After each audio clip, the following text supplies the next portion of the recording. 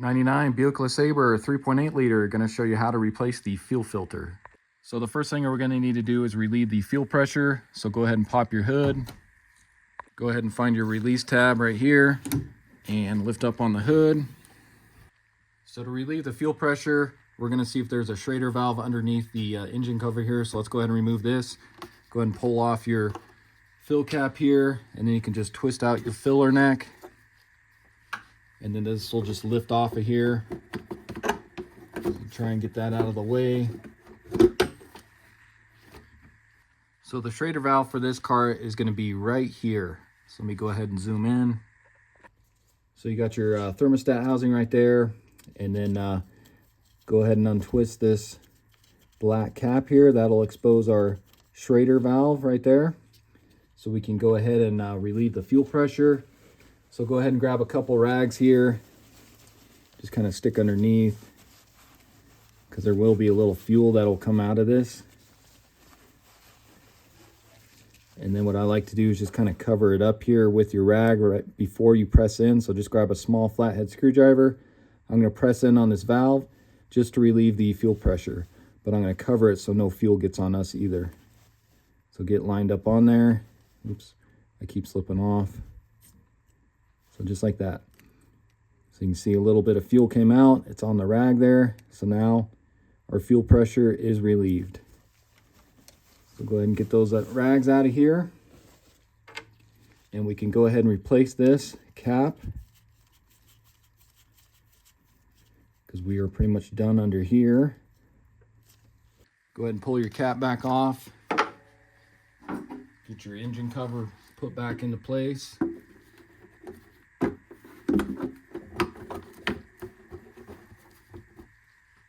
Go ahead and twist on your filler neck again. And then your oil fill cap. So the fuel filter is going to be pretty much right underneath the passenger rear door here. So let's go ahead and jack up the rear end. So come underneath the passenger rear of the vehicle here. I'm going to go ahead and just jack up right underneath the coil spring here. And then we can get a jack stand as well.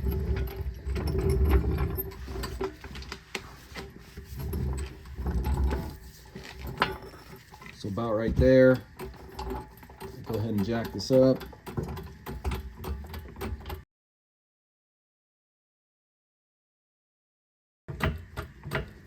And you just want to give yourself enough space to get under there to get the fuel filter off. So if you take a look right in front of the passenger rear wheel here, this is going to be our fuel filter right here. But first, let's go ahead and get a jack stand right underneath the frame here, just to help support it. So about right there. I'm going to go ahead and just slowly lower my jack a little bit, but I'll leave the jack under there as well for extra support.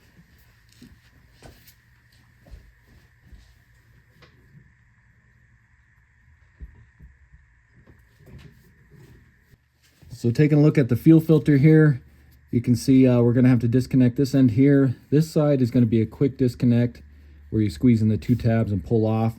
But before we do this side, let's go ahead and get this, make sure we can get these loosened here. And I think what I'll do is I'll grab some WD-40 here, just kind of spray on the threads and loosen those up a little bit. So just spray a little penetrant oil here. Maybe. I need to get some more here.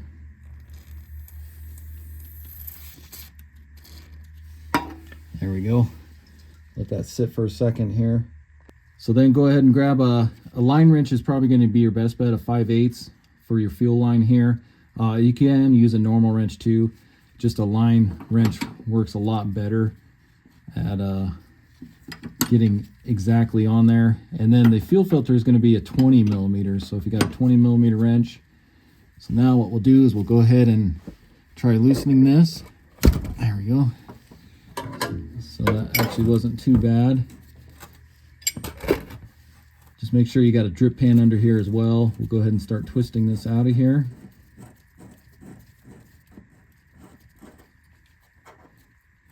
So you can see that end is out. Then we can go ahead and pull on that. We'll go ahead and let this fuel drain out of here.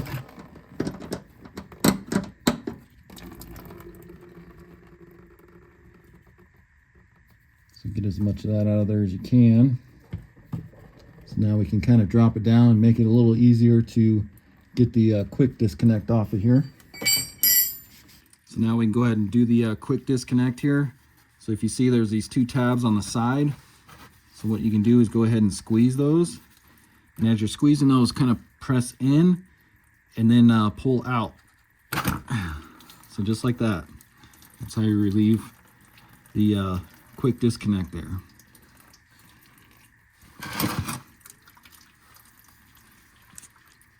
So now we'll take a look at our old fuel filter and then our new one. So the old one here, you can see says AC Delco on there. I can't imagine this is the original one. I hope not, for being a 1999, but maybe it is. And I like to just check, so I got a clean rag here to see how good of a job it was doing. So it shows the flow going that way. So if we dump this out, let's see how dirty the fuel is. So you can see how dirty that fuel is.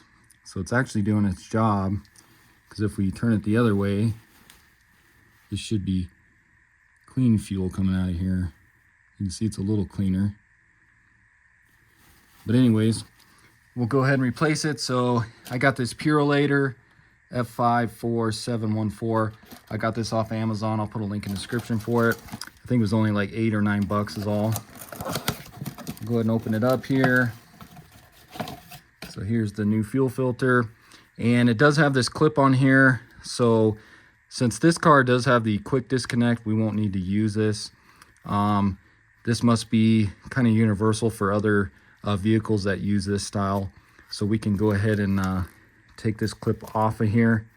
So you can just kind of squeeze it and pull it off, since we're not going to need it. Maybe, there we go. So now that that's off, and then just pay attention to the flow. It doesn't really matter, because this is only going to go on one way. But so it flows in this way and then goes out to the engine that way. Okay, so go ahead and grab your line here, and then we'll go ahead and just push this in, and it should click into place. Just go ahead and pull on it. Make sure you got a good tight seal on there, so we should be good that way. So now we'll go ahead and get our line put in.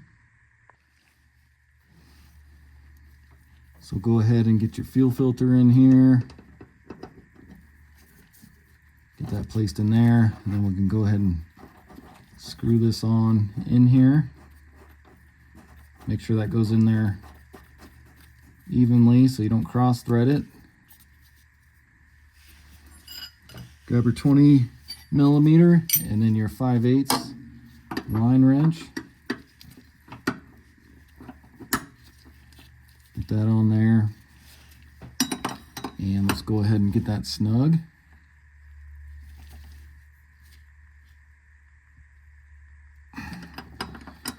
Okay, just double check if you need to go any more or not. You don't want that leaking on you.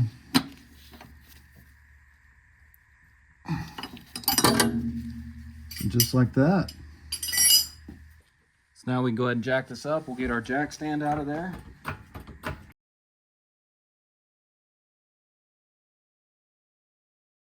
Now we can go ahead and start it.